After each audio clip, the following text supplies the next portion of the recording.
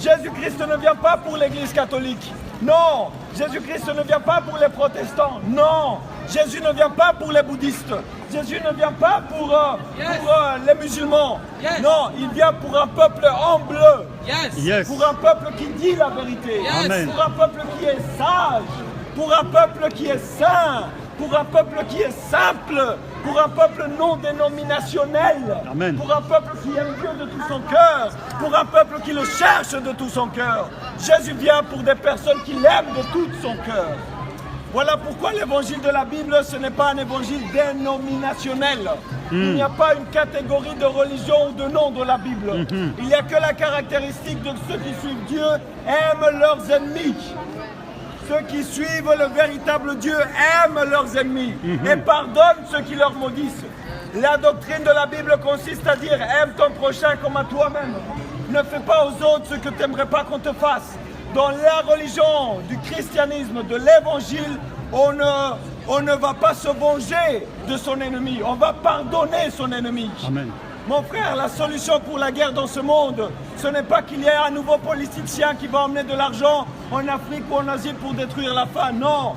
La vraie solution pour les politiciens se trouve dans la Bible. Aime ton prochain comme à toi-même. Amen. Et ne fais pas aux autres ce que tu n'aimerais pas qu'on te fasse. Le monde part en couille. Les hommes veulent devenir des femmes. Les pédophiles sont protégés. On tue des animaux pour se draper dans une belle fourrure. Les mères deviennent des pères. Les injustes sont célébrés comme des héros.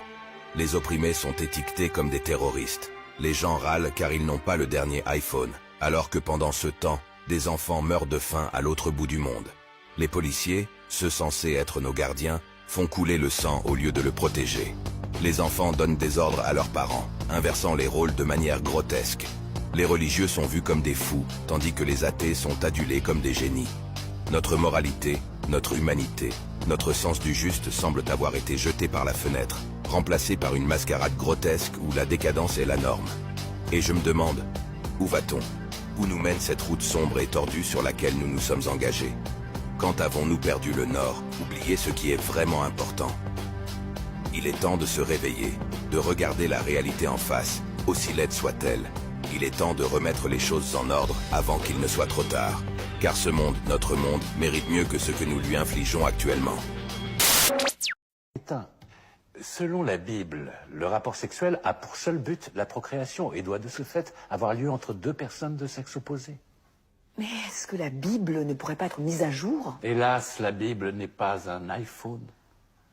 Ça aussi, c'est fort regrettable. Pas du tout. Car tout ce qui peut être mis à jour comme un iPhone finira inévitablement par être jeté pour se faire remplacer par un nouveau modèle plus cher. La Bible existe depuis très très longtemps.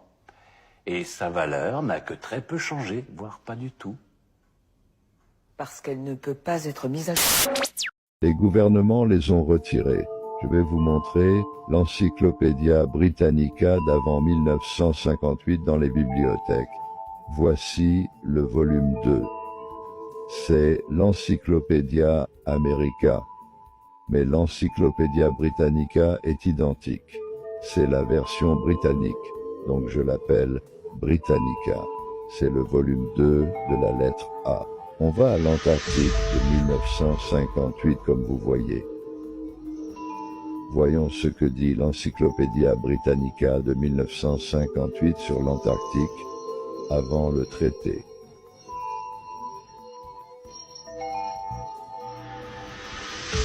Les nouvelles encyclopédies n'ont pas ça. Le gouvernement les a arrêtés.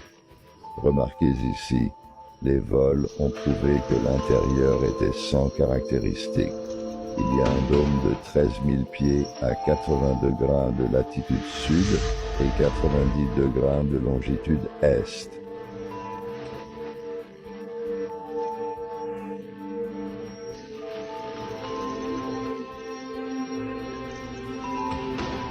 Regardez ça de très près. Je vais zoomer maintenant. À leur retour en Nouvelle-Zélande, ces vols ont révélé que l'intérieur était plat avec un dôme. 13 000 pieds de haut, vers 80 degrés de latitude sud, 90 degrés de longitude est.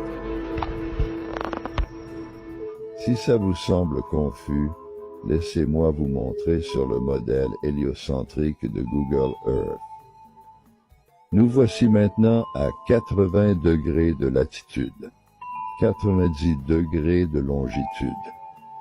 Comme vous le voyez, on est à un tiers du prétendu continent antarctique. Et là, le dôme est censé être à 13 000 pieds de hauteur. Ça n'a aucun sens, pas vrai? Sur ce modèle géocentrique, nous, vrais platistes, savons que l'Antarctique n'est qu'un mur de glace.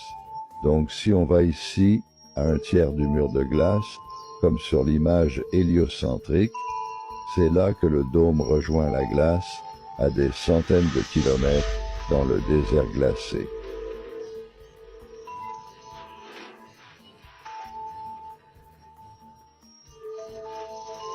Mais quelque part par ici, vers 80 degrés de latitude et 90 de longitude, le dôme est à environ 13 000 pieds au-dessus de ce mur de glace. Si on retourne au centre de la Terre, jusqu'au pôle du dôme, et qu'on essaie d'atteindre le firmament, un petit calcul montre qu'il est à environ 385 000 pieds de profondeur. C'est vraiment très simple. Et n'est-ce pas une drôle de coïncidence que le traité de l'Antarctique de 1958 interdise à tous d'y aller? Et devinez où commence cette interdiction?